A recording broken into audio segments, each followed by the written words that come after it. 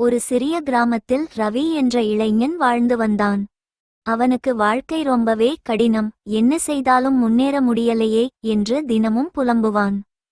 ஒருநாள் அவன் ஒரு பணக்காரனை பார்த்து கேட்டான், சார், நீங்கள் இவ்வளவு உயரத்திற்கு எப்படி வந்தீர்கள்? அந்த மனிதன் சிரித்துக்கொண்டு சொன்னார், நான் இங்கே வரும்போது கையில் பணமும் இல்லை, ஆனால் கையில் பொறுமையும் உழைப்பும் இருந்தது. ரவி ஆச்சரியமடைந்தான். உழைத்தால் உடனே பலன் கிடைக்குமா என்று கேட்டான்.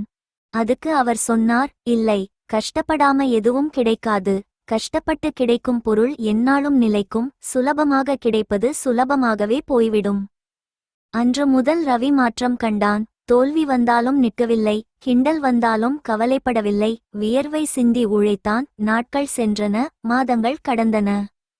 ஒருநாள் அவன் வாழ்க்கையும் உயர்ந்தது. அன்று ரவி உணர்ந்த உண்மை இதுதான்: கஷ்டம் தற்காலிகம், உழைப்பின் பலன் நிரந்தரம். நீங்கள் இன்று கஷ்டப்படுகிறீர்கள் என்றால் நாளை உங்கள் வெற்றி உறுதியானது. இந்த கதை பிடிச்சிருந்தா லைக் பண்ணுங்க, ஷேர் பண்ணுங்க, மறக்காம சப்ஸ்கிரைப் பண்ணுங்க.